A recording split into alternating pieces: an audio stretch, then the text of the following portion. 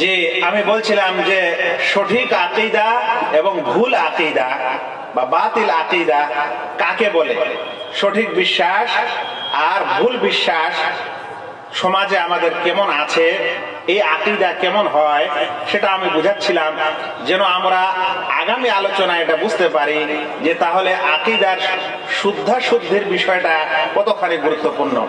আমি আপনাদের বলছিলাম যে সব কিছুর সৃষ্টিকর্তা একজন আছেন, তিনি হলেন আল্লাহ রাব্বুল আলামিন।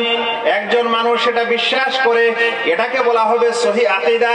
কিন্তু আর একজন বলে যে না, সৃষ্টিকর্তা বলে কোনো কিছু নাই, এক জিনিস আরেক জিনিসকে সৃষ্টি করছে, এক বস্তু আরেক বস্তুকে সৃষ্টি করে চলে যাচ্ছে। এদেরকে বলা হয় জড়বাদ ও বস্তুবাদ। বলেন তো এই আকীদা কি আবার ঠিক? শুনেন, আরেকজন বলছে যে মাল ও দৌলত, ধন সম্পদ দেওয়ার মালিক হচ্ছেন আল্লাহ রাব্বুল আলামিন। আল্লাহ তাআলা যাকে চান ধন সম্পদ দান করেন। কিন্তু আরেকজন মানুষ বিশ্বাস করছে যে না, ধন সম্পদ দেওয়ার দেবী একজন আছে, তার নাম লক্ষ্মী। তাহলে এটা কি হয়ে গেল? এটা ভুল হয়ে গেল। যে শুনেন, আরেকজন মানুষ বলছে যে আল্লাহ রাব্বুল আলামিন আমাকে জান্নাত দিতে পারেন বা জাহান্নাম দিতে পারেন, এই বিশ্বাস আমি অন্তরে পালন করি, লালন করি। আরেকজন বলছে যে না, কিছু পীর বুজুর্গ কিন্তু আমাদেরকে জান্নাত দিতে পারে। তাহলে ভুল আর সঠিকটা বুঝা গেল। জি, আবারও শুনেন, একজন মানুষ বলছে যে যদি গঙ্গায় স্নান করা যায় তাহলে আমাদের গুনাহ ও পাপ মুছে যায়। আর একজন মানুষ বলছে যে না, কোন স্নানে কোনো পাপটা মোচন হয় না, পাপ পাপেই থাকে। তাহলে এটাকে কি বলা হবে? একটা হলো ভুল আর একটা হলো সঠিক। ভাইয়েরা, এমন কি কোন মানুষ যদি সফর করার জন্য বাড়ি থেকে বের হয়, বের হওয়ার পর রাস্তা দিয়ে যদি কোনো বেড়াল চলে যায়, সফর তার কেটে দিল, রাস্তা কেটে দিল, সে বলল না, এই সফর ভালো হবে না, আমার অমঙ্গল হবে, সেজন্য সে সফর বন্ধ করে বাড়িতে ফিরে আসলো। বলেন তো এটা বিশ্বাস না বিশ্বাস নয়? কিন্তু এটা সহি না বেঠিক? শুনেন, আরেকজন মানুষ বলছে যে যদি সকালবেলা উঠে আপনি একটা পেঁচার ডাক শুনতে পান, তাহলে পেঁচার ডাকে অমঙ্গল হয়। বলেন তো এটা সঠিক না বেঠিক? তাহলে এরকম কত শত শত আকীদা ও বিশ্বাস আমাদের সমাজে আছে, যেটা সঠিকও হতে পারে, সেটা বেঠিকও হতে পারে।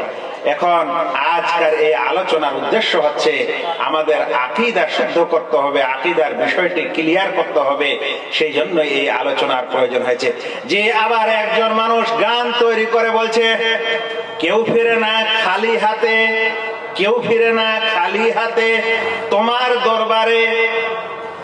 দরবার শরীফ লেগেছে, সেটা উট শরীফ হোক বা আর কিছু হোক, আর সেখানে মানুষজনকে আনার জন্য গান তৈরি করে বলছে যে কেউ তোমার এই দরগা থেকে বা তোমার স্থান থেকে খালি হাতে ফিরে না। সেই জন্য টাইটেল দেওয়া হয়েছে গরিব নওয়াজ। তিনি গরিবকে দান, গরিবকে দেন, গরিবকে দাতা, গরিবের দাতা। কে জানে বড়দের দাতা আবার অন্য কেউ দেবতা আছে নাকি, আল্লাহ আলাম। কিন্তু তারা এর উপাধি এরকম দিয়েছে আর বলছে কেউ ফিরে না খালি হাতে তোমার দরবারে।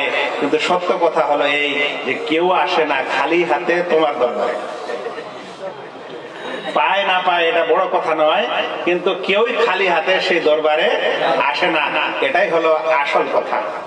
শুনেন, এ কারণে আমি বলছিলাম যে ভাইয়েরা, এই সমাজে আকীদার গুরুত্ব কতখানি হতে পারে, এটা ছিল আকীদার একটি আম এবং সাধারণ ব্যাখ্যা। যে ব্যাখ্যায় আমরা দেখছি সমাজের অনেক মানুষ আছেন, অনেক ধরনের বিশ্বাস রাখে, অনেক রকমের আকীদা রাখে। কারো আকীদাটি সহি হতে পারে, কারো আকীদাটি গলত হতে পারে, কারোটা সঠিক হতে পারে, কারোটা বেঠিক হতে পারে। কিন্তু সঠিক ও বেঠিকের মানদণ্ডটা কি হবে বলতে পারে না আমরা সহি। ভাগ্যের একজন দেবতা আছে, অন্নদাতা কেউ আছে, বিশ্বকর্মা কেউ আছে, খালি হাতে না ফেরানো কেউ আছে, দস্তগীর কেউ আছে, তারা বলতেই পারে। কিন্তু ফায়সালার তো একটা দরকার আছে না, এটা কখন কারটা সহি হবে আর কারটা সহি হবে না, এটা নির্ণয় কি করবে? সেই জন্য উলামায়ে কেরাম আকীদার দ্বিতীয় অর্থ যখন করেছেন তখন একথা বলেছেন যে আকীদার দ্বিতীয় যেটা অর্থ সেটা হলো এই যে আকীদা মানে হচ্ছে আল আকীদা আল ইসলামিয়া। এ কথা অন্য শব্দে বলতে পারেন, আকীদা মানে হচ্ছে সহি আকীদা, যেই আকীদা কোরআন এবং হাদিস দ্বারা স্বীকৃত, যেই আকীদাকে কোরআন বিশ্বাস করে, যেই আকীদাকে কোরআন সমর্থন করে, যেই আকীদাকে নবী করিম সাল্লাল্লাহু আলাইহি সাল্লামের হাদিস সমর্থন করে, সেটাই হবে সহি। আর বাকিগুলা হয়ে যাবে গলত ও ভুল আকীদা। ভাই সকল, সেজন্য আমরা সংক্ষিপ্ত আকারে আকীদার পরিভাষাটার অর্থ এইভাবে করতে পারি যে ইন্নাল আকীদা আল ইসলামিয়া হিয়া কুল্লু খাবারিন জাআ আনিল্লাহি ওয়া রাসূলিহি। আকীদা ইসলামিয়া হচ্ছে, ইসলামিক আকীদা হচ্ছে এমন সব সুসংবাদ ও সংবাদ যা আল্লাহ তাআলার তরফ থেকে দেওয়া হয়েছে কিংবা রাসূল সাল্লাল্লাহু আলাইহি সাল্লামের পক্ষ থেকে দেওয়া হয়েছে, যেগুলো গায়বী বিষয়, যেগুলো অদৃশ্যের বিষয়, যার সম্পর্ক কোনো আমল করার সাথে নয়, সেগুলোকে আকীদা বলা হয়। আরেকটা কথা বলি, ইসলামের যাবতীয় বিধান দুই ভাগে বিভক্ত। প্রথমত একটা হলো আকীদা আর একটা হলো আমল। একটা হলো ঈমান আর একটা হলো আমল। ঈমান যেটা আমরা অন্তর দিয়ে দৃঢ়ভাবে বিশ্বাস করি, আর একটা হচ্ছে আমল যেটা আমরা অঙ্গ প্রত্যঙ্গ দ্বারা করি। ঈমান যেমন কোন মানুষ যদি আশহাদু আল্লা ইলাহা ইল্লাল্লাহ ওয়া আশহাদু আন্না মুহাম্মাদার রাসূলুল্লাহ এই সাক্ষী না দেয় এবং সাক্ষী দেওয়ার পর অন্তরে এটাকে বিশ্বাস না করে, তাহলে সে নামাজ পড়লে হবে? নামাজটা হচ্ছে অঙ্গ প্রত্যঙ্গ দ্বারা করার আমল। একজন মানুষ এখনো আল্লাহকে বিশ্বাস করে না আর সে নামাজ পড়তে লেগেছে, নামাজ হবে? নামাজ হবে না। নামাজ, আল্লাহকে বিশ্বাস না করা তো দূরের কথা, কেউ যদি আল্লাহকেও বিশ্বাস করে, তার ফেরেশতাদেরকেও বিশ্বাস করে, তার কিতাবাদিকেও বিশ্বাস করে, তার ভাগ্যের ভালো মন্দকেও বিশ্বাস করে, আখিরাতকেও বিশ্বাস করে, সমস্ত নবীদেরকে বিশ্বাস করে, কিন্তু শুধু বলে যে না, শেষ নবী মুহাম্মদ নয়, তাহলে কি তার নামাজ হবে? এখন চিন্তা করেন, কিন্তু কোন মানুষ নামাজ পড়তে পড়তে যদি একটু ভুল করে ফেলে, তাহলে তার নামাজ হয়ে যায় কি হয়ে যায় না সহজ সাজদা দিয়ে? কিন্তু আকীদাটা সহজ সাজদা দিয়ে ঠিক হবে? আকীদা সহজ সাজদা দিয়ে হয় না। আকীদা ক্লিয়ার কাট জিনিস, হয় সঠিক না হয় বেঠিক, হয় আপনাকে জান্নাতে নেবে না হলে জাহান্নামে নেবে, কোন রকম এখানে কনসিডার নেই। সেজন্য মুমিন ভাইয়েরা, মুসলিম ভাইয়েরা, আমল করার পূর্বে সব সময় নিজের ঈমান ও আকীদা শুদ্ধিকরণের দিকে খেয়াল করবেন। নিজের পরিবারের, পাড়া প্রতিবেশীর সকলের ঈমান ও আকীদা শুদ্ধিকরণ হবে সবচেয়ে বড় বিষয়, সবচেয়ে গুরুত্বপূর্ণ বিষয়। ভাইরা, এতক্ষণে আপনারা যদি শুনলেন যে এই আকীদার অর্থ কি এবং আকীদা ভুলও হতে পারে এবং সঠিকও হতে পারে, এখন আপনাদের একটু কথা জানাই, যেটা একটু জ্ঞানী গুণের কথা। সেটা হলো এই আকীদা শব্দটি আমাদের ইসলামী পরিভাষায় ইসলামে আর কি কি নামে জানা যায়? শুধু কি আকীদা নামে জানা যায়, না অন্য কিছু নামও এর কোরআন ও হাদিসে এসেছে? যে আকীদা শব্দটিকে আমাদের ইসলামী পণ্ডিতগণ কোথাও আকীদা ব্যবহার করেছেন, কোথাও ইতিকাদ ব্যবহার করেছেন, কোথাও তাওহীদ ব্যবহার করেছেন, কোথাও সুন্নাহ বলেছেন, কোথাও শরিয়া বলেছেন, কোথাও ঈমান বলেছেন, কোথাও উসুলউদ্দিন বলেছেন, আবার কোথাও আল ফিকহুল আকবার বলেছেন, বড় ফিকহ। ইমাম আবু হানিফা রাহিমাহুল্লাহ দিকে একটি ছোট কিতাবের নিসবত করা হয়, সম্পৃক্ত করা হয়, যেটা ইমাম আবু হানিফা রাহিমাহুল্লাহ লিখেছেন। ইমাম তাহাবী রাহিমাহুল্লাহ সেটাকে ইমাম আবু হানিফার লেখা গ্রন্থ মনে করেন, ভিতরে যাই থাক না কেন। সেই বইটির নাম হচ্ছে আল ফিকহুল আকবার। এই ফিকহুল আকবরে ইমাম আবু হানিফা রাহিমাহুল্লাহ ওযু, নামাজ, তাহারাত, পাক পবিত্রতা, সালাত, সিয়াম ইত্যাদির বর্ণনা করেননি, করেছেন আল্লাহ রাব্বুল আলামিনের বর্ণনা। সেজন্য আল্লাহ তাআলার বিশ্বাস এবং আল্লাহ তাআলার যাবতীয় যা কিছু বর্ণিত আছে সেগুলোকে বিশ্বাস করার নাম হচ্ছে ফিকহে আকবার। কিন্তু ভাই সকল, দুঃখ পরিতাপের বিষয় হচ্ছে যে আজ আমাদের সমাজে মানুষ যতখানি নামাজ, রোজা, হজ, যাকাত নিয়ে আলোচনা করে, অতখানি ফিকহে আকবার নিয়ে আলোচনা করে না, অতখানি আকীদা নিয়ে আলোচনা করে না। মানুষ যতখানি অন্য বিষয়ে তর্ক বিতর্ক করে, যতখানি ইজতেমাই দোয়া নামাজের পরে চলবে কি চলবে না বলে তর্ক করে, যতখানি জানাজার পরে ইজতেমাই দোয়া হবে কি হবে না বলে তর্ক করে, যতখানি রাফুল ইয়াদাইন নিয়ে আমরা তর্ক করি, যতখানি আমিন বিল জাহর নিয়ে আমরা তর্ক করি, অতখানি কিন্তু আকীদার চর্চা হয় না, করা হয় না। আমি কিছু তথ্য দিব ইনশাআল্লাহ আলোচনার ভিতরে যে আমাদের প্রতিষ্ঠানগুলিতে আকীদার ব্যাপারে কি সমস্যা আছে, কি অবহেলা আছে, যে কারণে আমাদের সমাজে এই অবহেলা এসেছে, এই সকল কারণে। ভাই সকল, আপনাদেরকে আমি 3টি আকীদার বইয়ের নাম বলতে চাই, যে 3টি বই খুব প্রাচীন যুগে লেখা হয়েছে অনেক, কিন্তু আমি 3টি নাম বলতে চাই আজকে, আর কারণটা একটু পরে বলবো ইনশাআল্লাহ। শুনেন, ইমাম বাইহাকির নাম জানেন? যারা একটু পড়াশোনা করেন তারা অবশ্যই ইমাম বাইহাকির নাম জানেন। ইমাম বাইহাকি হচ্ছেন একজন মুহাদ্দিস, তাই না? ইমাম বাইহাকির সুনান আল বাইহাকি বলে তার বই আছে, মানে হাদিসের গ্রন্থ আছে, আর তার মৃত্যু হচ্ছে 458 হিজরিতে। 458 হিজরি তার মৃত্যু, অর্থাৎ আজ থেকে 1000 বছরের আগে তিনি একটি বই লিখেছেন। তার বইটার নাম হলো আল ইতিকাদ লিল বাইহাকি। ইতিকাদ, আকীদা রাখার বিষয়, আমরা কি কি বিশ্বাস স্থাপন করব, তিনি তার বইটার নামকরণ করেছেন আল ইতিকাদ নামে। তারপরে শুনেন, আর একজন ইসলামের পণ্ডিত, তার নাম হচ্ছে আবু বকর আল ইসমাইলি। তিনি মৃত্যুবরণ করছেন 371 হিজরিতে, আজ থেকে 1100 বছরের আগে। তিনি একটা বই লিখেছেন, তার নাম হলো ইতিকাদ আইম্মাতিল হাদিস। আইম্মায়ে হাদিসের ইতিকাদ সম্পর্কে তার বইটি। আর একজন লেখক, তার নাম হচ্ছে আবুল কাসেম আল লালাকাই। তার মৃত্যু হয়েছে 418 হিজরিতে। তিনি একটি বই লিখেছেন, সেই সময় তার নাম হলো শারহ উসুল ইতিকাদ আহলে সুন্নাহ ওয়াল জামাআহ। আহলুস সুন্নাহ ওয়াল জামাতের আকীদাগুলির ব্যাখ্যা।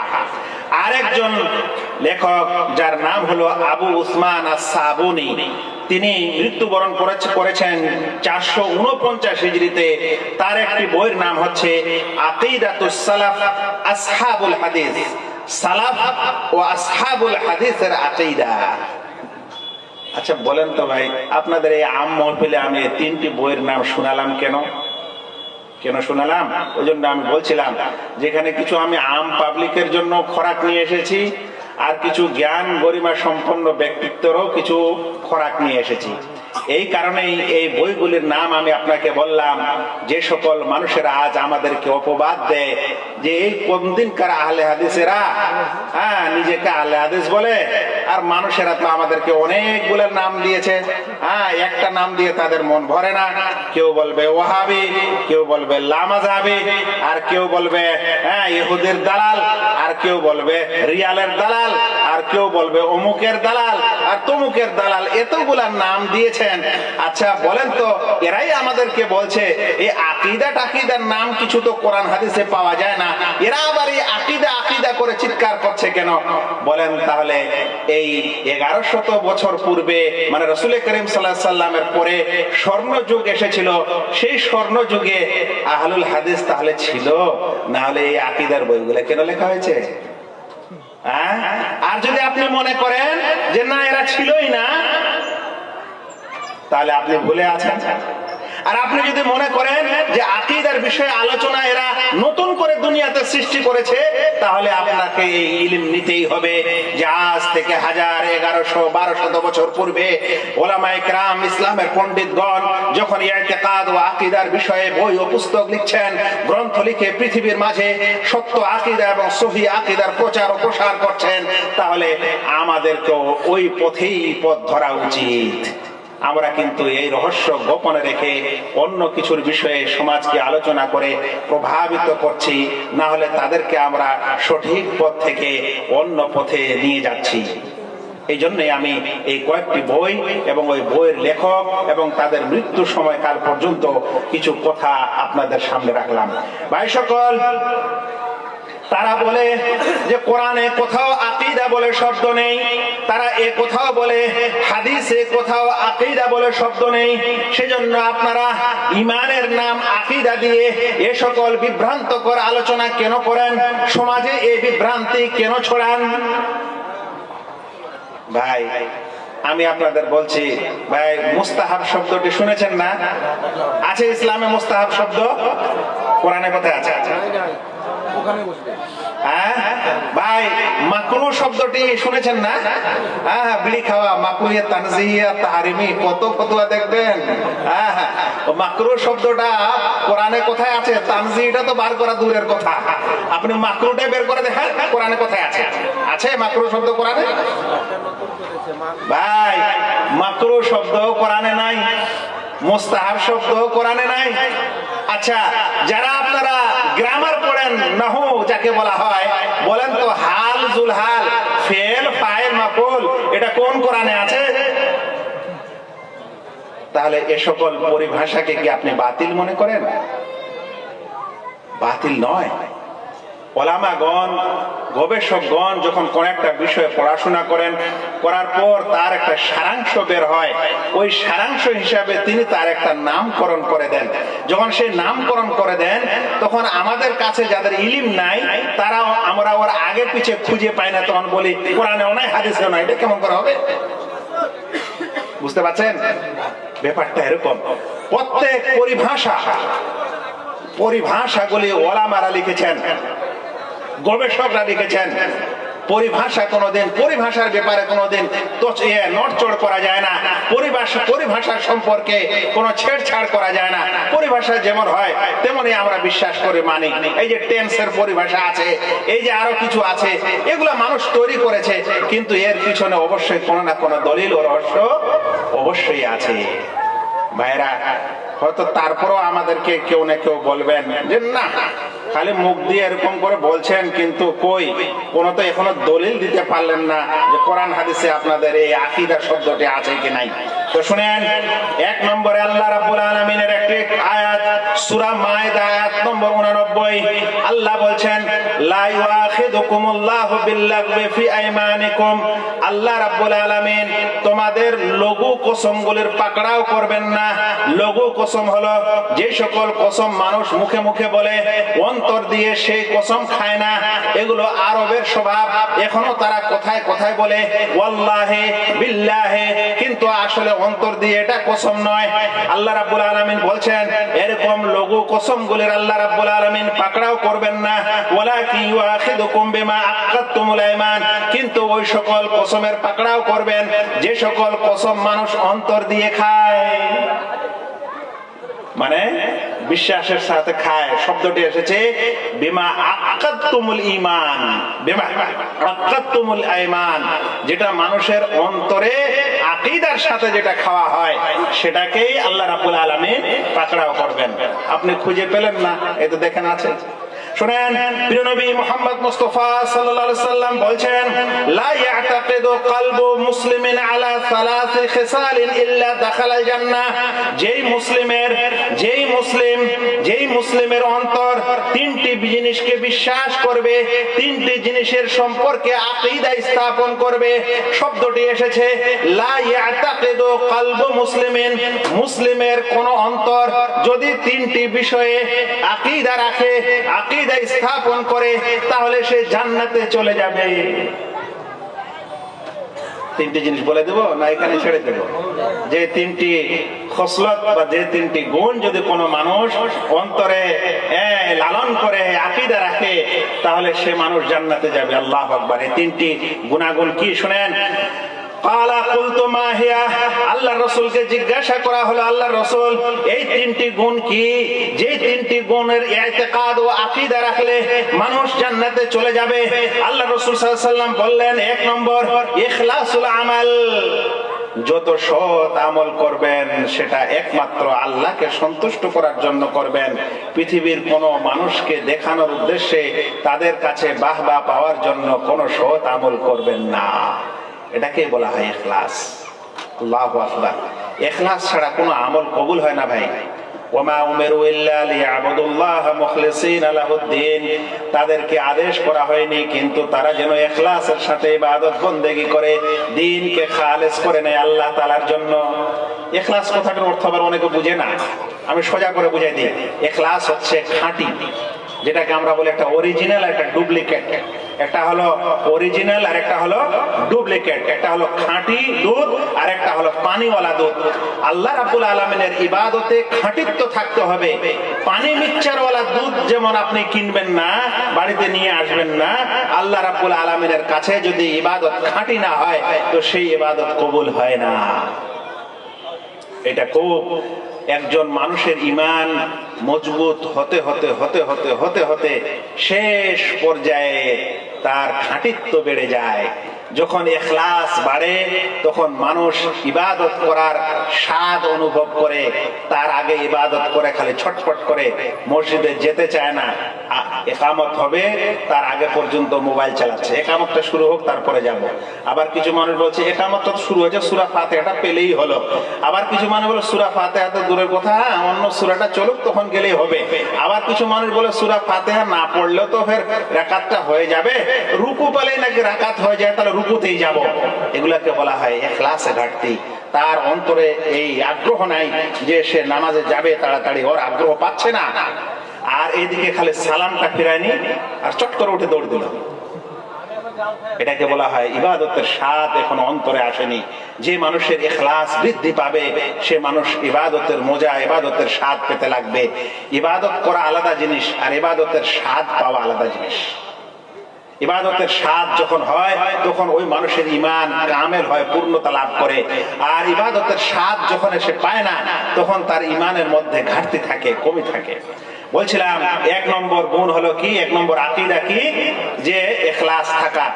দ্বিতীয় নম্বর হচ্ছে ওয়ান নাসিহাতু লিওয়ালাতিল আমরে, যারা দেশের প্রতিনিধি হবে, যারা দেশ পরিচালক হবে, যারা আমাদের রাষ্ট্রপ্রধান হবেন, যারা আমাদের আমিরুল মুমিনিন হবেন, যারা আমাদের খলিফাতুল মুসলিমিন হবেন, তাদেরকে নসিহত করা, তাদেরকে উপদেশ দেওয়া। এই কথা বললে তো এখন আগুন লাগবে। কি আগুন লাগবে? আমাদের সমাজের কিছু সংগঠন তৈরি হয়েছে, তাদের সকাল বিকাল শুধুমাত্র রাষ্ট্রপ্রধানের সমালোচনা করা। সে রাষ্ট্রপ্রধান মুসলিমই হোক আর অমুসলিমই হোক, কিচ্ছু তো আক্কা করে না। আর সুযোগ পেলেই ঝান্ডা নিয়ে লাফিয়ে পড়ছে, কি বলে রোডে, আর মিছিল করছে আর ভাঙচুর করছে আর ইত্যাদি করছে। এ সকল কিছু একজন প্রকৃত মুসলিমের কাজ নয়। যদি রাষ্ট্রপ্রধান কেউ হয়েই যায় তাহলে তার আনুগত্য করতে হবে, এটা ইসলামের আদেশ। আর সে যদি ভুল করে, আপনার যদি ক্ষমতা না থাকে তাহলে আপনাকে উপদেশ দিতে হবে। এই উপদেশ আপনি চিঠি লিখেও দিতে পারেন, এই উপদেশ আপনি ছোট নেতাদের মাধ্যমেও দিতে পারেন, বিভিন্ন গণমাধ্যমে দিতে পারেন। কিন্তু মসজিদের মেম্বারে উঠে, চৌরাস্তায় দাঁড়িয়ে এই সকল উলাতুল আমর রাষ্ট্রপ্রধানদের সমালোচনা করা, যেমন অন্যান্য পাটিপুটিরা করছে, এটা কিন্তু ইসলামের আচরণ নয়। এ বিষয়ে আলোচনা আলাদাই প্রয়োজন, কিন্তু এতখানি বলি এটা ইসলামের আচরণ নয়। এরকম করতে ইসলাম নিষেধ করেছে। নেতা নেত্রীকে ইসলাম মুসলমান উপদেশ দিতে বলেছে, এই উপদেশ দেওয়ার আকীদা রাখতে বলেছে। ওয়ালুজুমুল জামাআহ, এবং জামাআতকে আঁকড়ে ধরা। তৃতীয় গুণ। প্রথম ছিল কি? ইখলাস। দ্বিতীয় ছিল রাষ্ট্র পরিচালকদের নসিহত করা, উপদেশ দেওয়া। আর তৃতীয় হচ্ছে কি? জামায়াতকে আঁকড়ে ধরা। এই জামায়াত কি ভাই? জামায়াত বুঝবেন? জি, জামায়াতটা একটু বুঝাই, এটার প্রয়োজন আছে। আহলুস সুন্নাহ ওয়াল জামাআহ নামটা শুনেছেন না? আহলে সুন্নাত এবং জামায়াত, এই কথাটার অর্থ কি? আর আল্লাহ রাসূল সাল্লাল্লাহু আলাইহি সাল্লাম যে জামাতকে আঁকড়ে ধরে থাকতে বলেছেন সেই জামাতটা কি? জামাত সেটাই যেটা রাসূল করিম সাল্লাল্লাহু আলাইহি ওয়াসাল্লাম যাদেরকে তরবিয়ত দিয়েছিলেন, যাদেরকে তৈরি করেছিলেন, যাদেরকে নিজ হাতে শিক্ষা দিয়ে এই পৃথিবীতে রেখে গেছিলেন, তারা হচ্ছেন সাহাবায়ে কেরাম রাদিয়াল্লাহু তাআলা আনহুমুল জামাআহ। তারাই হচ্ছেন জামাআহ। যে মানুষেরা সাহাবায়ে কেরামদের নীতির উপরে আছে, যে মানুষেরা সাহাবায়ে কেরামের মানহাজের উপরে থাকে এবং সাহাবায়ে কেরামরা যে মানহাজে চলেছেন সেই মানহাজের পদাঙ্ক অনুসরণ করে, তারাই হলো জামাত। আর এই সাহাবাদের পথ থেকে যারা অন্য অন্য রাস্তায় বের হয়েছে, এরা হলো ফিরকা, এরা হলো দল। আল্লাহ রাসূল সাল্লাল্লাহু আলাইহি ওয়াসাল্লাম আমাদেরকে আকীদা রাখতে বলছেন যে তোমরা জামাতে থাকার আকীদা রাখবে, জামাতের সাথে থাকবে। আল্লাহু আকবার। আজ দুনিয়াতে কত দল হয়েছে, আর কত দলের যে কত আকীদা ও বিশ্বাস। আসল জামাত যে কোথায় ছেড়ে চলে এসেছে। সবাই নিজের নিজের জামাত নিয়ে তাদের প্রশংসা করে, প্রতিষ্ঠা করে, কত না কিছু করছে, কিন্তু সেই রাসূল করিম সাল্লাল্লাহু আলাইহি ওয়াসাল্লামের ছেড়ে যাওয়া জামাত মানুষ আজ ভুলে গেছে। তো আল্লাহ রাসূল সাল্লাল্লাহু আলাইহি ওয়াসাল্লাম বললেন যে মানুষের অন্তর তিনটি বিষয়ে আকীদা রাখবে, তিনটি বিষয়ে বিশ্বাস স্থাপন করবে, সে মানুষ জান্নাতে যাবে। রাসূল সাল্লাল্লাহু আলাইহি ওয়াসাল্লামকে জিজ্ঞাসা করা হলো, আল্লাহ রাসূল ওই তিনটি বিষয় কি? তখন আল্লাহ রাসূল সাল্লাল্লাহু আলাইহি ওয়াসাল্লাম বললেন যে আমল সমূহ ইখলাসের সাথে করা, তোমাদের নেতা নেত্রীদেরকে উপদেশ দেওয়া এবং ওই জামাতকে অনুসরণ করা যে জামাত রাসূল করিম সাল্লাল্লাহু আলাইহি ওয়াসাল্লাম এই পৃথিবীতে রেখে গেছিলেন। হাদিসটিকে দারিমি বর্ণনা করেছেন, প্রথম খণ্ড 86 নম্বর পৃষ্ঠা। একজন মুহাক্কিক যার নাম হলো হাসান সালিম আহমদ, তিনি এই হাদিসের সনদকে সহিহ বলেছেন। আর সব কিছুর গবেষণায় কম করে হলে এর সূত্রটি হাসান পর্যায়ে। ভাইরা, এটা ছিল আকীদার অর্থ এবং আকীদার শব্দ যারা কোরআন হাদিসে খুঁজে পান না তাদের জন্য কিছুটা খোরাক, যেটা আমি খুব সংক্ষিপ্ত আকারে আপনাদের সামনে দিয়ে গেলাম। ভাই সকল, এরপরে জানতে হবে যে আকীদার গুরুত্ব কি। আকীদার গুরুত্ব কি? এটা কি এমনি সাধারণ জিনিস, না আকীদার মধ্যে কোনো গুরুত্ব আছে? ভাই, আকীদার গুরুত্ব অপরিসীম। এই সকল যতগুলো আকীদা পৃথিবীতে মানুষ বানিয়ে নিয়েছে বা আছে, মানে কোরআন হাদিসেও যেগুলো আছে আর যেগুলো বানিয়েছে সব বাতিল। আর যেগুলো কোরআন হাদিসে আছে সেই সকল আকীদার মধ্যে সবচেয়ে গুরুত্বপূর্ণ আকীদাটা কি? এটা আলোচনা করা যাবে, সব তো করা যাবে না, একটাই করা যাবে। যত আকীদা কোরআন এবং হাদিসে এসেছে তার মধ্যে সবচেয়ে গুরুত্বপূর্ণ আকীদা হলো যে আল্লাহ রাব্বুল আলামিন আমাদের প্রতিপালক, সেই প্রতিপালনের ভূমিকায় কেউ তার সাথে অংশী নেই। আল্লাহ রাব্বুল আলামিন হচ্ছেন একমাত্র সত্য মাবুদ, তিনি হচ্ছেন একমাত্র সত্য মাবুদ, তিনি ছাড়া ইবাদতের যোগ্য আর কেউ না। আল্লাহ রাব্বুল আলামিনের রয়েছে কিছু সুন্দর সুন্দর নাম এবং রয়েছে তার কিছু সুন্দর গুণ। এ সকল নাম ও গুণে আল্লাহ তাআলার সাথে কেউ অংশী না। এই তিনটির মধ্যে সর্ববৃহৎটি হচ্ছে যে আল্লাহ রাব্বুল আলামিনই একমাত্র ইবাদতের হকদার, ইবাদত মানেই আল্লাহ রাব্বুল আলামিনের হবে। এই বিশ্বাস স্থাপন করাকে তাওহীদ বলা হয়। এই জন্য বলা হয় আকীদাতুত তাওহীদ, তাওহীদের আকীদা, তাওহীদের বিশ্বাস। এর মানে হলো এই যে আল্লাহ ছাড়া কোনো সত্য উপাস্য নেই, সত্য মাবুদ নেই, ইবাদত মাত্র একমাত্র আল্লাহ তাআলার হবে, আল্লাহ ছাড়া কারো ইবাদত হবে না। এই আকীদাই হচ্ছে সবচেয়ে বড় আকীদা। এই আকীদাটা যদি কেউ অন্তরে লালন করে মারা যায় আর কোনো আমল যদি সে নাও করে, তবুও একটু না একটু লাভ আছে। এই লাভটা বলতে গেলে আমার সময়টা অনেক চলে যাবে, তবে বলি, আল্লাহ রাব্বুল আলামিন মুমিনদের গুনাহগারকে যখন জাহান্নামে পড়ে যাবে তার আগে বলি কাফের মুশরিকদের কোনো হিসাব নিকাশ নেওয়া হবে না, তাদেরকে ধাক্কিয়ে জাহান্নামে ফেলা হবে। বাকি থাকবে মুনাফিক আর মুমিনরা কিয়ামতের ময়দানে।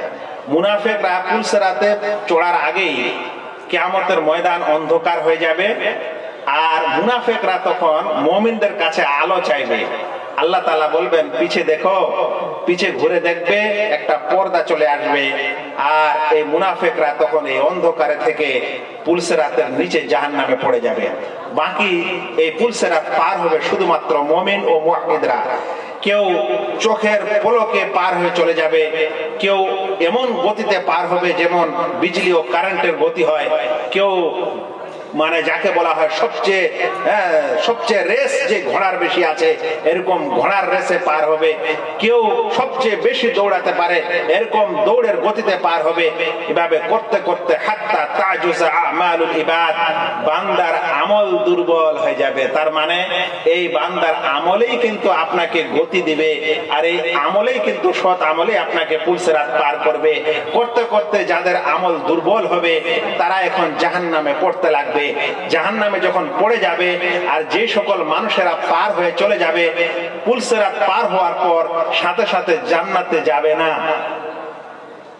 পুলসিরাত পার হয়েছে আর জান্নাত আছে, সেই জান্নাত আর পুলসিরাতের মাঝে একটা স্থান, এই স্থানে সব সমবেত হবে। সবচেয়ে প্রথমে জান্নাতের তালা আমাদের রাসূল করিম সাল্লাল্লাহু আলাইহি ওয়াসাল্লাম খুলবেন। এই জায়গায় যখন সমবেত হবে মানুষেরা, তখন আল্লাহ তাআলার সঙ্গে তর্ক করবে, বিতর্ক করবে। কি বিতর্ক করবে জানেন?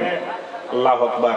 এটা খুব সুন্দর হাদিস। মানে এতক্ষণ পর্যন্ত কিয়ামতের দৃশ্যগুলো যদি শুনেন আর পড়েন, তাহলে মানে মানুষের ভয় ও আতঙ্কে সে মানুষের অবস্থা খারাপ হয়ে যাবে।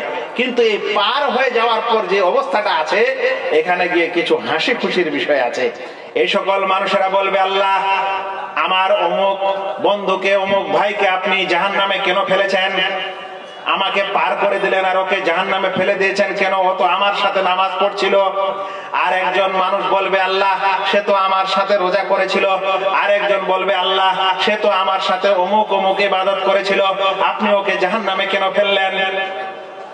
বান্দা আল্লাহর সঙ্গে তর্ক করবে। এই ক্ষমতাটা আল্লাহ তাআলা দিবেন ওই সময়। তার আগে একটাও মানুষ কথা বলবে না কিয়ামতের ময়দানে।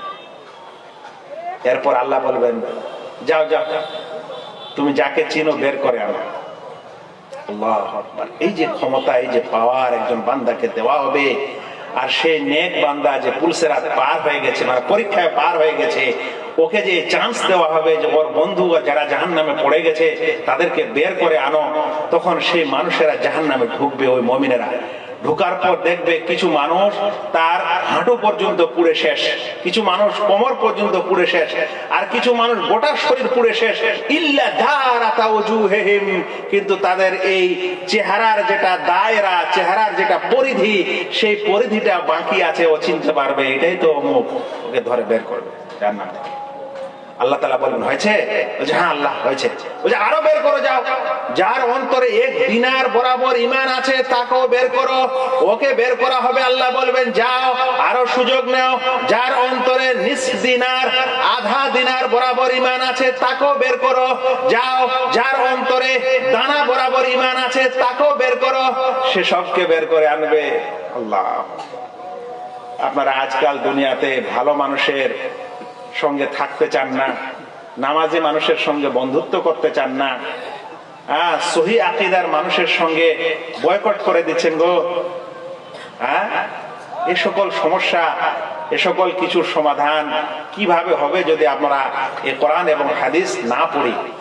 এরপর সেই ব্যক্তি যখন বের করবে, তো আল্লাহ রাব্বুল আলামিন তখন পরিশেষে বলবেন, কি বলবেন জানেন? বলবেন, আজ নবীরা শাফাআত করে নিল। নবীরা শাফাআত করে করে ওদেরও চান্স দেওয়া হয়েছে, তারা নিয়ে নিল। বলবেন, ওয়া শাফাআতিল মালায়েকা, আর ফেরেশতারাও শাফাআত করে নিয়েছে। ওয়া শাফাআল মুমিনুন, আর মুমিন ব্যক্তিরাও শাফাআত করে তাদের লোকজনকে বের করে নিল। ওয়ালাম ইয়াবকা ইল্লা আরহামুর রাহিমিন, এখন সবচেয়ে দয়ালু আমি তো বাকি থাকলাম, আমি এখন কাকে বের করব? আল্লাহ বলবেন। তখন আল্লাহ রাব্বুল আলামিন জাহান্নাম থেকে ওদেরকে বের করবেন, যার সম্পর্কে সহিহ মুসলিমের শব্দে এবং সহিহ বুখারীর শব্দে এসেছে, মাল্লাম ইয়ামাল খায়রান কাত্ত, যারা কখনো কোনো খের, কখনো কোনো কল্যাণ করেনি। আশ্চর্য বিষয়, যদি কখনো কোনো কল্যাণ করে না থাকে তাহলে তো তারাও মুশরিকও হতে পারে, কাফেরও হতে পারে। না, এখানেই দরকার ওলামার গো। নিজে নিজে পণ্ডিত সবাই শুরু করেছেন দুনিয়াতে আজকালে। একটা কোরআনের আয়াত পেয়ে নিলেন, একটা কোরআন, একটা হাদিস পেয়ে নিলেন, আর এফসে ওর অনুবাদ ও তর্জমা পেয়ে নিলেন, আর পরে আমলও করতে শুরু করলেন আর ফতোয়া দিতে শুরু করলেন। একজন আলেমের যে দাম কি, ওর মূল্য কি, ওর ইলমের যে গভীরতা কি, কিছুই বুঝলেন না। আজকাল এর চেয়ে সহজ, একটা তো পাগল ছিল তো একটা অ্যাপস হাদিসের ডাউনলোড করতে পারে, তাহলে আর মাদ্রাসাটা তুলে দেন। আর আমাকেই বা কেন দূর থেকে নিয়ে এসছেন আর মাদানী আলেম করছেন কেন গো আপনারা? ওদের কেন দিয়ে দেন সবচেয়ে চালাক। একটা সিস্টেম, একটা নীতি, কিছুই আজকাল তোয়াক্কা করা হচ্ছে না। যান তো সবাই ডাক্তারি শুরু করেন, যান মোড়ে বসে বসে প্যারাসিটামল দেন সবকে। কোরআন হাদিসের মর্যাদা আছে, ইলমের মর্যাদা আছে।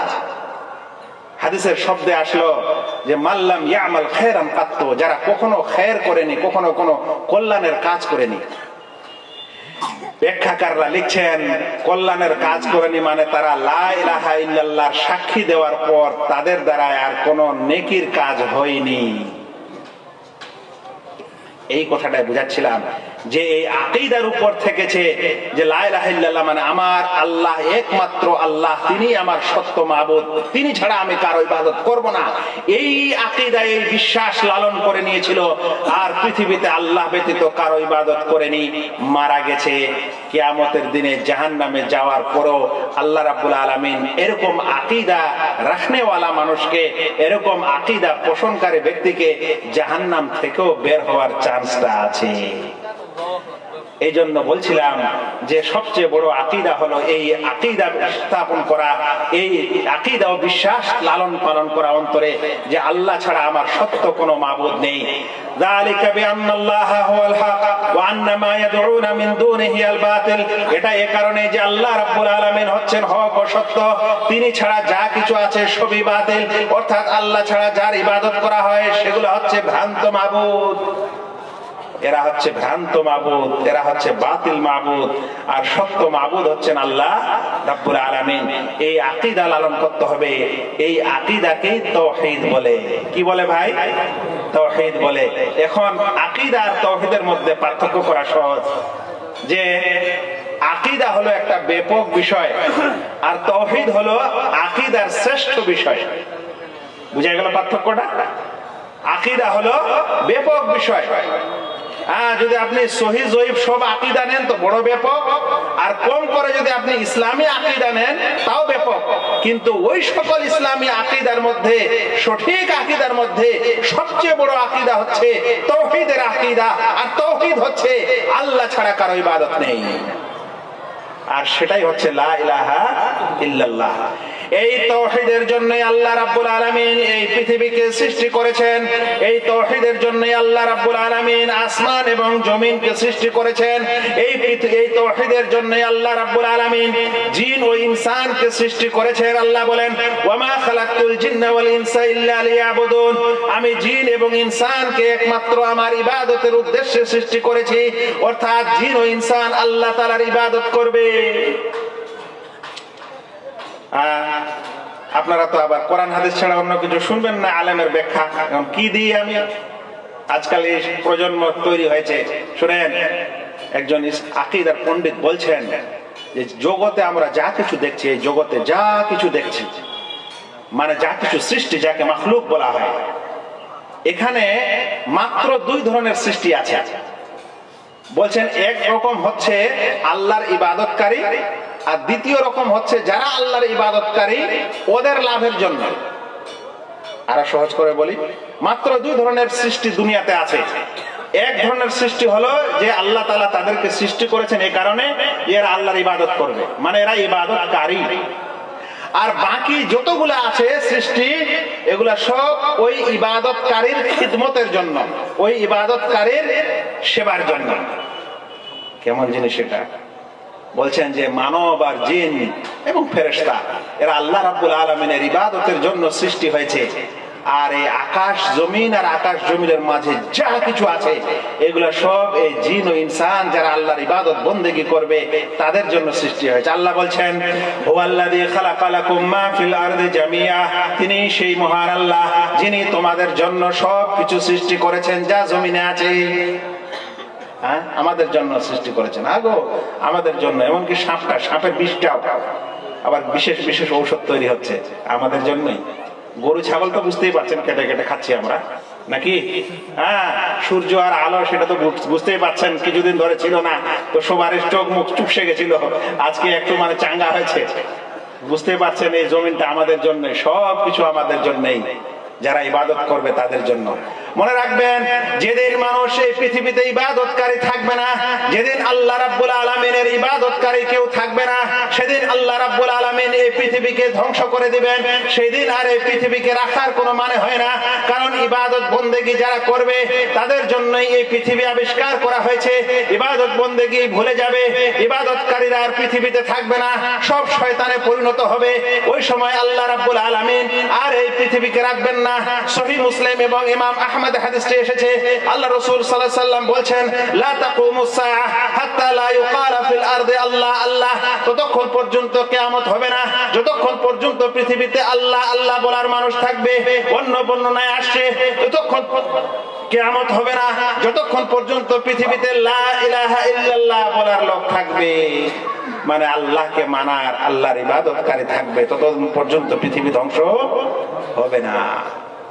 সেজন্য আজকাল যে কিছু বক্তা তৈরি হয়েছে না, কি আদনানের কি নাম, আর মানুষকে খালি কখন মাহদি আসবে আলাইহিস সালাম, আর কখন কিয়ামত হবে, আর কিয়ামতের আলামত আর ইত্যাদি দিয়ে মানুষকে একেবারে পাগল করে ফেলেছে যুবক শ্রেণীকে। মনে হচ্ছে কি যে এরা পেয়ে গেছে। আরে বাবা, চিন্তা করো, কিয়ামত ততক্ষণে হবে না যতক্ষণ ইবাদতকারীরা থাকবে। এই জন্য ইবাদত কিভাবে করতে হবে, ইবাদত কিভাবে সঠিক হবে, এটা চিন্তা করেন। আর ওই সকল যেগুলো আসবে ফিতনার যুগ, আল্লাহ যেন আমাদেরকে ওই যুগে না নিয়ে যায়, আল্লাহ যেন আমাদেরকে ওই ফিতনা থেকে বাঁচায়।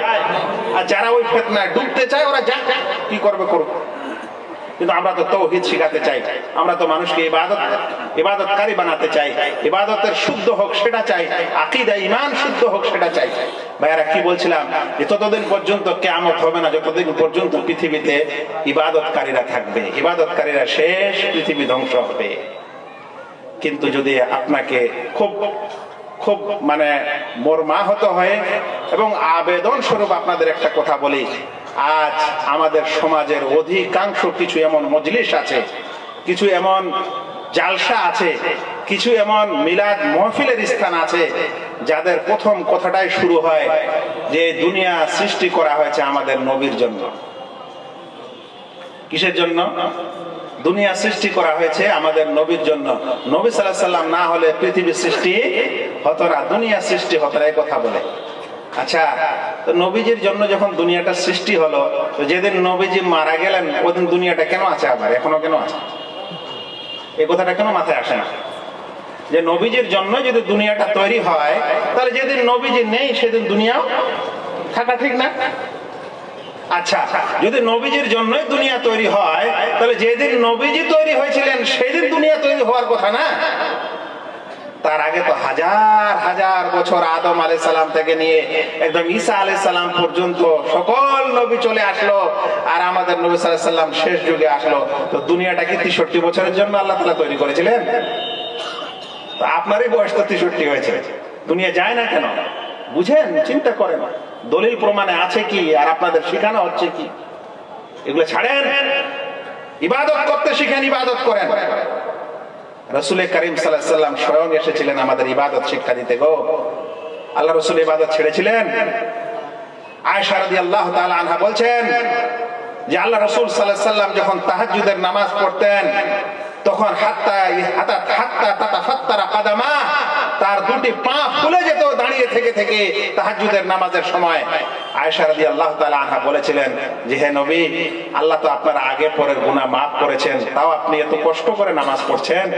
তখন আল্লাহ রাসূল বলেছেন, আফালা কুনু আবদান শাকুরা, আমি কি আল্লাহ তাআলার কৃতজ্ঞতা প্রকাশকারী বান্দা হব না?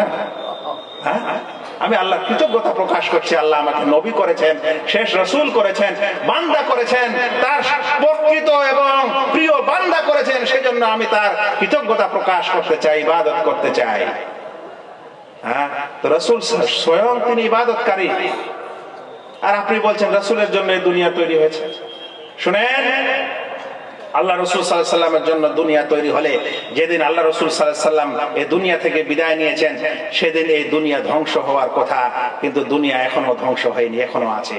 তার মানে হলো এই যে নবী এবং রাসূলদের জন্য দুনিয়া তৈরি না, দুনিয়া তৈরি হয়েছে আল্লাহ তাআলার ইবাদতের জন্য।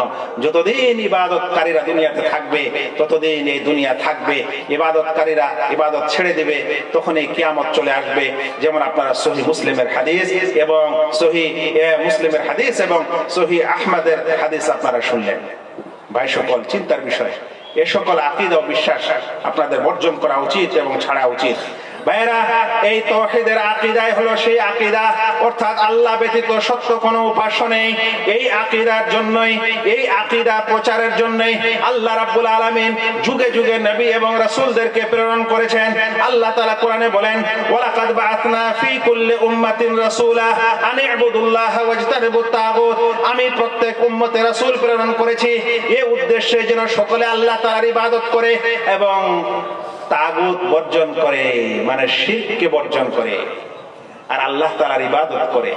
এজন্যই আমি সব উম্মতে কি পাঠিয়েছি? রাসূল পাঠিয়েছি। শুনেন, যখন নূহ আলাইহিস সালাম তার গোত্রে আসেন, তখন তিনি তার কওমকে ডাক দিয়ে বলেন, ইয়া কওমি ইবুদুল্লাহ মা লাকুম মিন ইলাহিন গায়রুহু। হে আমার কওম, হে আমার জাতি, হে আমার গোষ্ঠী, তোমরা একমাত্র আল্লাহর ইবাদত করো, আল্লাহ ছাড়া কারো ইবাদত করো না। এই দাওয়াতই হুদ আলাইহিস সালাম তার কওমকে দেন, এই দাওয়াত শুআয়ব আলাইহিস সালাম তার কওমকে দেন, এই দাওয়াতই প্রিয় নবী মুহাম্মদ মুস্তাফা সাল্লাল্লাহু আলাইহি ওয়াসাল্লাম মক্কার জনপদে এবং মক্কার 13 বছর জীবনে এই আলোচনা করেন যে, হে লোকেরা, কুলু লা ইলাহা ইল্লাল্লাহ তুফলিহু, লা ইলাহা ইল্লাল্লাহ বলো, তোমরা সফল কাম হবে। তো লোকেরা লা ইলাহা ইল্লাল্লাহ বলতো না, কেন জানেন? তারা একটা জিনিস বুঝতো যে লা ইলাহা ইল্লাল্লাহ বললে আমরা আমাদের দেব দেবীর পূজা করতে পারবো না, কারণ এক আল্লাহকে মেনে নিতে হবে, এক আল্লাহর ইবাদত করতে হবে, আর অন্যের করা যাবে না। এই কথাটা ওরা চট করে বুঝতে পারত, এই কারণে লা ইলাহা ইল্লাল্লাহ বলতে চাইতো না। কিন্তু আমাদের যুগের মানুষ, আমরা লা ইলাহা ইল্লাল্লাহ বলছি, আবার বিপদ আপদে আল্লাহ ছাড়া কোনো খাজা বাবার কাছে চলে যাচ্ছে। আমরা একদিকে লা ইলাহা ইল্লাল্লাহ বলছি, আবার যখন ছেলে পেলে সন্তান হয় না, সব দুনিয়ার একদম মানে কি বলে আপনাদের জঙ্গিপুর থেকে, বহরমপুর থেকে, কলকাতা থেকে, চেন্নাই থেকে সব রুটে ঘুরে আসার পর যখন সন্তান হয় না, তখন বাবার দরবারে হাজির। আচ্ছা বলেন তো, আল্লাহ তাআলা কাকে কখন সন্তান দেবে এটা আমরা জানি? জানি ভাই, জানি। কয়টা সন্তান দিবে জানি? আপনার ভাগ্যে যদি এটা থাকে যে আপনার সন্তান 12 বছর পর হবে, 11 বছর ধরে আপনি চিকিৎসা পানি খুব চালালেন, হলো না, 12 বছরের মাথায় সন্তান লেখা আছে, আরে 12তম বছরে আপনি একটা দরগায় চলে গেছেন, সন্তানটা হয়ে গেল। আপনি সন্তানটা কাকে, কার বদৌলতে এবং কার মাধ্যমে পেলেন বলবেন? এই দরগার মাধ্যমে। এখন আল্লাহ তাআলা দিল নিয়ামত, আর সেই নিয়ামতকে আপনি করে দিলেন বাবার জন্য। এটাই আল্লাহ তাআলা নারাজ হন। যে কথা বলছিলাম যে সমস্ত নবী এবং রাসূল দুনিয়াতে এসেছিলেন এই তাওহীদের প্রচারের জন্য, যে আল্লাহ ছাড়া কারো ইবাদত করা যাবে না। সেই আল্লাহ তাআলাই সত্য আল্লাহ, যাকে আমরা লা ইলাহা ইল্লাল্লাহ বলে স্বীকার করছি, যাকে আমরা সবকিছুর ক্ষমতাবান মনে করছি, কিন্তু যখন বিপদ আপদ হচ্ছে তখন আমরা অনেকে তার ক্ষমতাকে ভুলে গিয়ে অন্যের কাছে চলে যাচ্ছি। তাহলে এটা কিভাবে লা ইলাহা ইল্লাল্লাহ বলা হলো ভাই? কিভাবে লা ইলাহা ইল্লাল্লাহ আপনার হলো এটা সঠিক?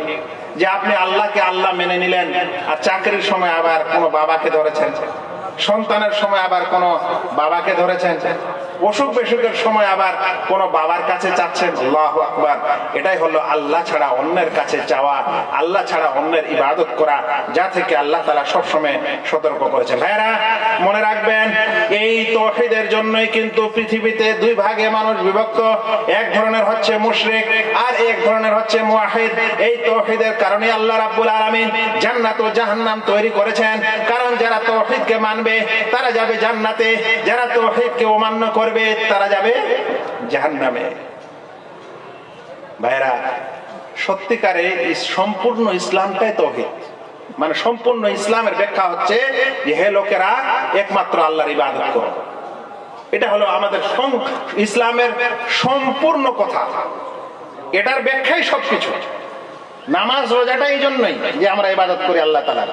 শুনেন, শারহুল আকিদা তাহাবিয়া, আসলে একটি বই আছে আকিদাতুত তাহাবিয়া, এটা ইমাম আবু হানিফার শাগিরদ বা ইমাম আবু হানিফার আকীদাগুলিকে বর্ণনা করেছেন ইমাম তাহাবি। আর সেই ইমাম তাহাবির বইটির ব্যাখ্যা করেছেন ইবনু আবিল ইজ আল হানাফি, আজ থেকে প্রায় 700-800 বছরের আগের লেখক। তিনি এই তাওহীদের গুরুত্ব লেখার সময়, দেখেন হানাফি আলেম, আপনারা তো আমাদেরকে বলবেন আমরা বলে হ্যাঁ ইহুদির দালাল, কিন্তু ইহুদির তো একটা নাম নিলাম তো আপনাদের ইমামেরই নিলাম, আবার আপনাদের বই পুস্তক থেকে বলছি, কিন্তু আপনারা শুনবেন তাহলে তো আপনারা তো নিজের মাদ্রাসায় পড়াবেন না এই সকল বই। ইমাম তাহাবির শারহ মাআনিউল আসার পড়াবেন, কিন্তু ইমাম তাহাবির আকীদাতুত তাহাবিয়া পড়ান না আপনারা, আকীদাতুত তাহাবিয়ার ব্যাখ্যা পড়াবেন না, কারণ সেখানেই গুমর ফাঁস হয়। শুনেন, ইবনু আবিল ইজ আল হানাফি রাহিমাহুল্লাহ তিনি বলছেন যে সত্যিকারের সম্পূর্ণ কোরআন হচ্ছে তাওহীদ, মানে সম্পূর্ণ কোরআনে আমাদেরকে এটা বলা হয়েছে যে তোমরা খালি আল্লাহর ইবাদত করো, শুধু আল্লাহর ইবাদত করো, আল্লাহ ছাড়া কারো ইবাদত করো না। তিনি ব্যাখ্যা দিয়ে বলছেন যে সম্পূর্ণ কোরআন কিভাবে তাওহীদ, তার ব্যাখ্যায় তিনি প্রথমে বলছেন যে কোরআনে হয়তো আল্লাহ রাব্বুল আলামিন তার নিজের সম্পর্কে সংবাদ দিয়েছেন এবং নিজের নাম ও গুণাবলী বর্ণনা করেছেন, এটা হচ্ছে তাওহীদুল আসমা ও সিফাত এবং তাওহীদুর রুবুবিয়্যাহ। কিংবা কোরআনে আল্লাহ রাব্বুল আলামিন এই কথার ঘোষণা দিয়েছেন যে লোকেরা তোমরা আল্লাহ ছাড়া কারো ইবাদত করো না, এটাকে বলা হয় তাওহীদুল উলুহিয়্যাহ। কিংবা আল্লাহ রাব্বুল আলামিন বলেছেন যে কিংবা আল্লাহ রাব্বুল আলামিন ওই সমস্ত নবী এবং কওমের বর্ণনা দিয়েছেন যে সমস্ত কওমরা, যে সমস্ত লোকেরা নবীদের বিরুদ্ধাচারণ করেছিল, আর নবীদের বিরুদ্ধাচারণ করা মানে তাওহীদের বিপরীত করা, সেজন্য আল্লাহ রাব্বুল আলামিন তাদেরকে শাস্তি দিয়েছেন। কিংবা কোরআনে আল্লাহ রাব্বুল আলামিন ওই সমস্ত লোকের কথা বলেছেন যাদের উপর আল্লাহ রাব্বুল আলামিন নিয়ামত করেছেন, আশীষ করেছেন, দয়া করেছেন, রহমত করেছেন, বলছেন এরা হলো ওই সম্প্রদায় যারা তাওহীদকে মেনেছিলেন এবং তাওহীদকে বাস্তবায়ন করেছেন।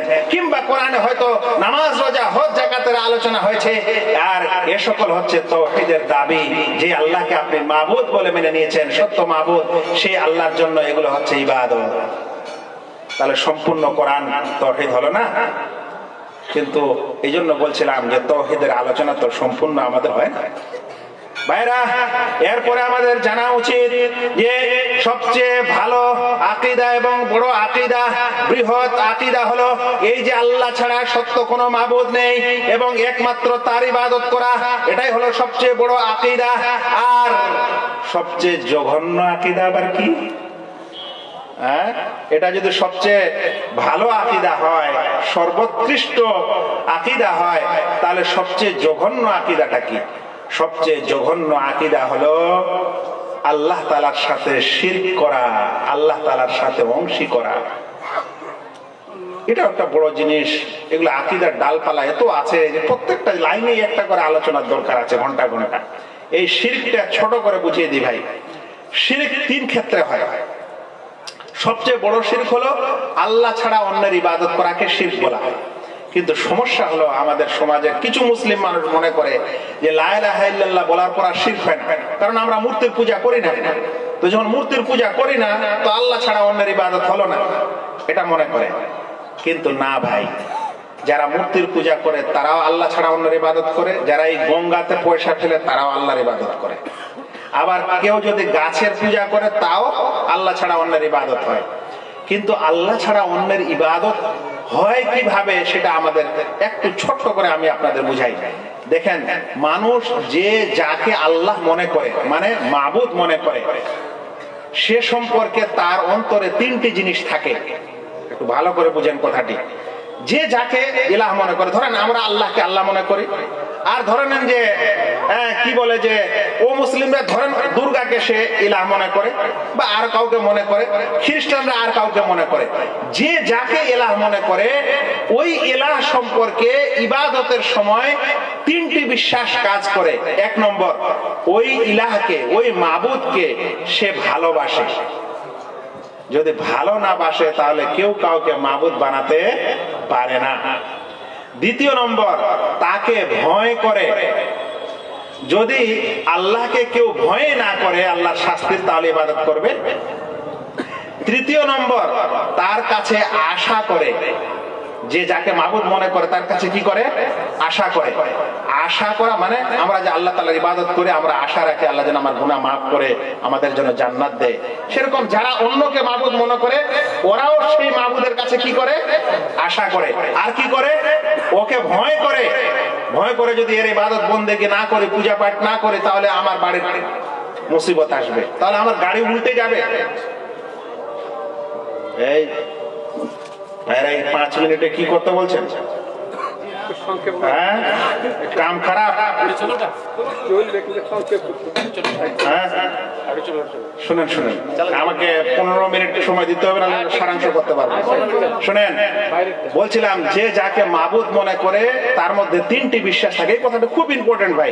এটা যদি আপনি বুঝে যান, আল্লাহর কসম করে বলছি, আপনি জীবনে শিরক করবেন না এবং আপনি চিনতে পারবেন যে কে মুশরিক আর কে মুশরিক নয়। এটা একটা থিওরি। শুনেন, যে দুনিয়াতে যাকে মাবুদ মনে করে তার মধ্যে 3টি বিশ্বাস থাকে। 1 নম্বর, সে মাবুদকে ভালোবাসে। 2 নম্বর, মাবুদের কাছে আশা করে। 3 নম্বর, মাবুদকে ভয় করে। যেমন আমরা আল্লাহকে যখন মাবুদ মনে করি তখন আল্লাহকে আমরা অবশ্যই ভালোবাসি। কোন মুসলিম যদি বলে আমি আল্লাহকে ভালোবাসি না, তাহলে কখনোই সে আল্লাহকে মাবুদ মানল না। কোন মুসলিম যদি বলে আমি আল্লাহর কাছে আশা করি না, তাহলে কেউ ইবাদত বন্দেগী দুনিয়াতে করতো না। কোন মুসলিম যদি বলে যে আমি আল্লাহকে ভালোবাসি না, হ্যাঁ, আল্লাহকে ভয়ও করি না আর আল্লাহর কাছে আশাও করি না, তাহলে সেটা কখনো আর আল্লাহ হয় না। একটু আগে বললাম, কেউ যদি দুর্গাকে আল্লাহ মনে করে, ভগবান মনে করে, তাহলে ওকেও কি করে? ভালোবাসে, ভয় করে, ওর কাছে আশা করে। এখন আল্লাহর ওয়াস্তে বলেন, যদি কোনো মানুষ কোনো দরগাহ ও মাজারে যায়, বলেন তো ওই মাজারবাসী বা ওই বাবা, যাকে সে খাজা বাবা বলুক বা অন্য কিছু বাবা বলুক, ওর কাছে যখন কোনো কিছুর জন্য যায়, বলেন তো ওকে ভালোবাসে না বাসে না? যদি তাকে ভালো না বাসতো তাহলে ওখানে যেত না, অন্য জায়গায় যেত। ভালোবাসে, সে কারণে ওই দিন গোসল টোসল করে, নতুন লুঙ্গি পরে, নতুন জামা পরে, হ্যাঁ, হাজির হয়েছে। আর যখন ওখানে পৌঁছেছে তখন জুতা টুতা খুলে খুব আদরের সাথে, বিনয়ের সাথে সেখানে উপস্থিত হয়েছে। কথা ঠিক না বেঠিক ভাই? তার কাছে কিছু আশা করে না? করে না? যে আশা করে, সেই জন্যই তো গেছে গরু এবং ছাগলের নজরানা নিয়ে। শেষ পর্যন্ত যদি গরু মানুষ হয়, কিছুই না পায়, তাহলে বাড়ির পাকা পপিতা এবং কলা পর্যন্ত নিয়ে হাজির হয়েছে। সেই জন্যই তো তারা গান আবিষ্কার করেছে, কেউ ফিরে না খালি হাতে তোমার দরবারে। তাহলে কি করে? আশা করে, সেজন্য ছেলে ও সন্তান নিতে গেছে। আর 3 নম্বর, তাকে কি করে? ভয় করে। ভাই, কেমন ভয় করে? যে যদি আমি আমার বাবাকে সন্তুষ্ট না করতে পারি, তাহলে আমার অসুখ ব্যাধি, আমার বাড়ির এই সকল ঝামেলা দূর হবে না, একে সন্তুষ্ট করতে হবে। সেই জন্য না সন্তুষ্ট করার জন্য নজরানা নিয়ে যায়। এই জন্যই না রাস্তাঘাটে যাওয়ার সময়, যেমন মন্দিরে মানুষ একটু, গাড়ির ড্রাইভারকে দেখবেন মন্দিরে একটু পয়সা টিকে দেয়। কেন? তারা মনে করে এই দেবতা সন্তুষ্ট থাকলে আমার রুজি রোজগারও বরকত হবে আর গাড়িটার আমার অ্যাক্সিডেন্ট হবে না। এমন আবার দরগা আলারাও কিছু দিয়ে যায়, নচেত তারা ভাবে নচেত আমাদের ভয় আছে, আমাদের ক্ষতি হবে, আর কিছু হবে। ভালোবাসে এবং সম্মান করে। পৃথিবীতে সম্মানের পাত্র হচ্ছে সবচেয়ে বেশি আল্লাহ রাব্বুল আলামিন, সেই মাবুদ। তারাও ভালোবাসে, সম্মান করে, এমন সম্মান করে যে দরগায় যখন ঢোকার পর যখন ফিরে আসতে হবে, তখন পাছাটা দরগার দিকে করে না। হাসার জিনিস বলছেন আপনারা, এই মানে শব্দটা আলাদা করে দিলাম, ওই জন্য হাসছেন। এটাই সত্য। পিছনটা ওইদিকে করবে না, বলছে ওইদিকে আমার পীর বাবা আছে, কিভাবে পাছা করে যায়। মসজিদে যখন ঢুকে তখন এরা পাছা ওরকম করে ঘুরিয়ে আসে না, পাছা ওইদিকে করে আসে। তাহলে আল্লাহর চাইতে বেশি সম্মান দিল কি দিল? তাহলে যে যাকে মাবুদ মনে করে তাকে সে ভয় করে, তার কাছে আশা করে, তাকে সে ভালোবাসে, তাকে সে সম্মান করে। এরকম সব ভালোবাসা, আশা, আকাঙ্ক্ষা সব আপনি নিংড়ে দিয়ে আসবেন কোন এক দরগাহে, কোন এক পীরের কাছে, কোন এক মাজারের কাছে। আর আপনি মনে করছেন আমার আকীদা সহি, আপনি মনে করছেন আমার লা ইলাহা ইল্লাল্লাহ ঠিক, আপনি মনে করছেন আমি তারপরও বড় মুসলমান, আর বাকিরা সব ওয়াহাবি। এর চেয়ে আর বড় কথা এবং এর চেয়ে আর বড় জুলুমের অত্যাচারের কথা কি হতে পারে? এক তো চোরি, তার উপর সিরাজরি। হ্যাঁ, ইবাদত বندگی হবে একমাত্র আল্লাহ তাআলার। আপনারা মাবুদ বানিয়েছেন, যে এই তিনটি বৈশিষ্ট্য কারো মধ্যে রাখে তাকে মাবুদ বানানো হয়। এ কথা আপনি গোটা জীবন খণ্ডন করেন পারবেন না। মাবুদ মানে এই তিনটি বৈশিষ্ট্য, এই তিনটি বৈশিষ্ট্য ছাড়া ইবাদত হয় না। প্রত্যেক ইবাদতকারী, প্রত্যেক পূজা পাঠকারী তার মাবুদের সম্পর্কে এই তিনটি জিনিস অবশ্যই বিশ্বাস করে। আপনিও আপনার আল্লাহ ছাড়া অন্যের জন্য এই তিনটি বিশ্বাস করেছেন। আপনাকে তৎক্ষণাৎ তওবা করে আবার পুনরায় আপনাকে ইসলামে ফিরে আসার প্রয়োজন। তবে আমি আপনাকে মুশরিক বা ইত্যাদি ফতোয়া দিতে চাই না। ভাইরা, যদি মানুষের আকীদা ভুল হয়, আকীদা যদি খারাপ থাকে, তাহলে কি হয় জানেন? কাকের ডাকে বিপদ দেখে আর চাটাই পড়লে মেহমান আসে। কথাটা বুঝলেন? কাকের ডাক শুনলে মনে করে বিপদ আসবে, আর বাড়ির সবটা চাটাইটা পড়ে গেল হাওয়াতে, তো বলবে এখন মেহমান আসে। এটা আপনার আকীদার ফসল। থালি পোড়া বলে, বুঝলেন? থালি পোড়া আপনাদের সমাজে বলে। শুনেন, মাজারে নজরানা না দিলে গাড়ি উল্টে যায়, এই বিশ্বাস আসে।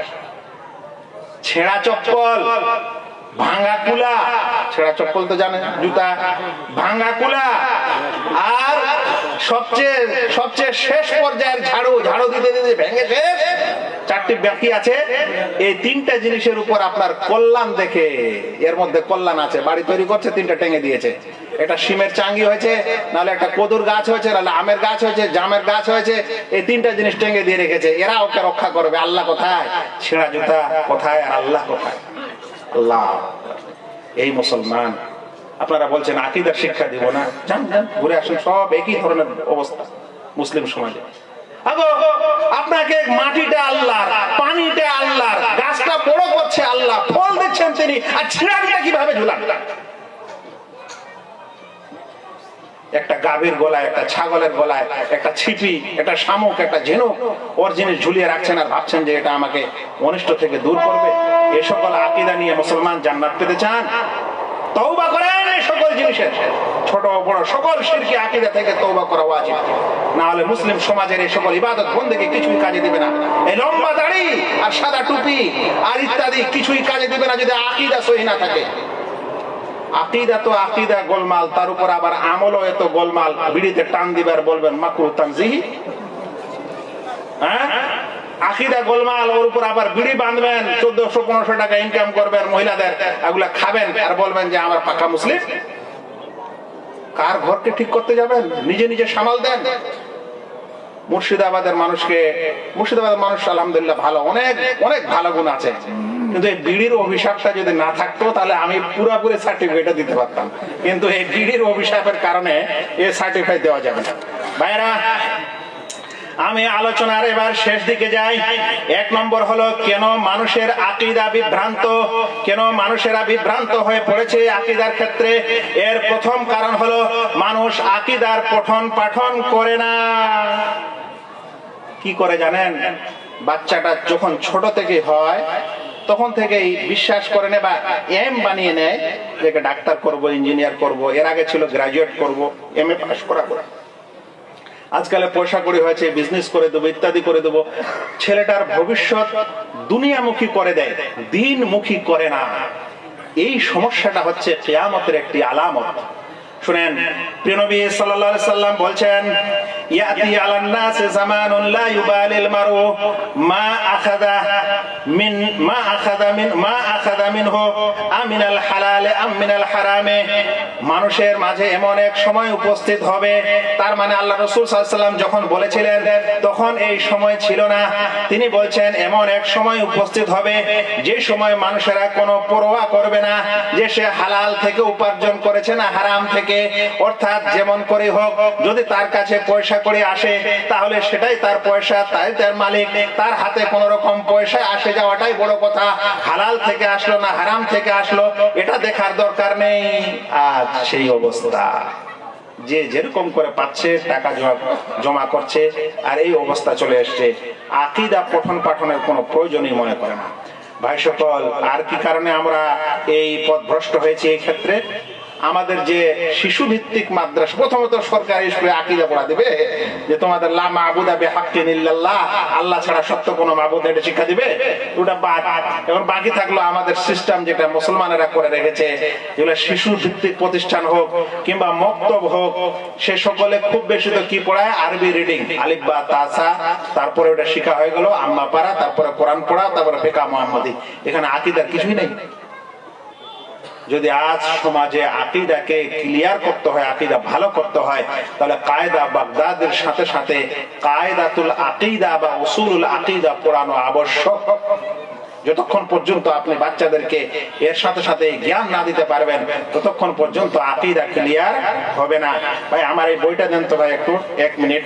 আমি খুব চিন্তা ভাবনা করে একটা ছোট্ট বই লিখেছি এই বিষয়ে। সেটি হলো যে তাওহীদ ও শিষ্টাচার। এখানে বাচ্চাদেরকে তাওহীদের গুরুত্বপূর্ণ যে কয়েকটি বিষয় সে শিক্ষা দেওয়া হয়েছে এবং কিছু আদব ও কায়দা শিক্ষা দেওয়া হয়েছে, যেটা যারা বাংলা পড়া ছেলে ও ছাত্র বা প্রতিষ্ঠান কিন্তু পাঠ্যপুস্তকের নিয়মে আছে, প্রশ্ন উত্তর করে। আল্লাহ তাআলা কল্যাণ করুক আমাদের শেখ তাজাম্মুল হক সালাফি সাহেব এবং সরল পথ একাডেমিকে। তারা এই বইটাকে তাদের সিলেবাসে রেখেছেন, সিলেবাসভুক্ত করেছেন এবং আরো কয়েকটা প্রতিষ্ঠান এমনকি আমাদের মাহাত কিশোরগঞ্জ ক্লাস 4 এই বইটা মানে তারা নিজের সিলেবাসভুক্ত করেছেন এবং পড়াচ্ছেন। আপনারা নিজের ছেলে পেলে মেয়ে সবকে যারা বাংলা ভাষা জানেন, এই বইটা থেকে পড়ে পড়ে মৌলিক আকীদা সম্পর্কে ইনশাআল্লাহ জ্ঞান নিতে পারেন। এটা আমি অ্যাডভার্টাইজ করার জন্য আসেনি, 5-10 কপি আছে, দেওয়া যেতে পারে, বাকিটা আমাদের তাজাম্মুল ভাইয়ের জন্য। আচ্ছা, দ্বিতীয় কথা বলছিলাম যে আকীদা থেকে আমরা পথভ্রষ্ট এই কারণে। দ্বিতীয় একটি কারণ হলো আমরা বাপ দাদার শুধু দোহাই দিই, খালি বাপ দাদার দোহাই। যে বাপ দাদা যে আজ বাপ দাদার দোহাই দেয়, তো ফের আপনার বিল্ডিং বাড়িটা আগে ভাঙেন। বাপ দাদা সব মাটির বাড়িতে ছিল, ভাঙেন আগে, তারপরে দোহাই দিতে আসেন। বাপ দাদা গুলা তো টিউবওয়েলের পানি পায়নি গো, কূপের পানি না কিসের পানি খেতে, এখন আপনার টেপের পানি কেন খেতে, ভাঙেন ওগুলা। বাপ দাদা তো একটা প্লেনও দেখেনি, কম্পিউটারও দেখেনি, আপনার এই মোবাইলও দেখেনি, ওগুলো আবার কেন নিয়ে আছেন? আপনারা দেখছেন যে বাপ দাদার অনেক কিছুই পরিবর্তন হয়ে গেছে। এখন আপনি বাপ দাদার যখন দোহাই দিতে আসছেন, তখন আপনাকে উচিত যে আপনি কোন বিষয়ে দোহাই দিচ্ছেন একটু চিন্তা ভাবনা করবেন। আপনাকে যদি বলা হচ্ছে এগুলা করা যাবে না, বলেন তো আপনি বাপ দাদার দোহাই দিচ্ছেন। আমাদের সাহাবায়ে কেরাম রাদিয়াল্লাহু তাআলা আনহুমের যুগে মাজার ছিল, পীর মুরিদি ছিল, তাহলে আপনার বাবা কার থেকে নিল এগুলা? তার মানে কোথাও না কোথাও আবিষ্কার হয়েছে। তাহলে ওই দোহাইটা দিয়ে লাভ কি? সঠিক জিনিসটা বুঝেন আর মানেন, আলহামদুলিল্লাহ, আর না মানলে চুপই থাকে। তৃতীয় যে কারণে মানুষ পথভ্রষ্ট হয়েছে আকীদার বিষয়ে, সেটা হলো যে সৎ মানুষকে নিয়ে বাড়াবাড়ি করা, নেক মানুষকে নিয়ে বাড়াবাড়ি করা। ভাই যে মানুষটা নেক, তার নেকির বদলাটা তো সে নিজে পাবে না, ওটা আমার কাছে আসবে। কথাটা বোঝা গেছে? আপনার ছেলে, আপনার মেয়ে, আপনার গ্রামের ইমাম বা আপনার দেশের ইমাম, সে সৎ, খুব সৎ মানুষ, ভালো নেক ওলি, ভালো কথা। তাহলে ওর ওলির বদলাটা সে নিজে পাবেন, আপনি পাবেন। আপনি কেন নিতে যাচ্ছেন ওর নেকিটা? ওর ঘাড়ে পা দিয়ে আপনি জান্নাত যেতে চান? দেখুন বেকুফি।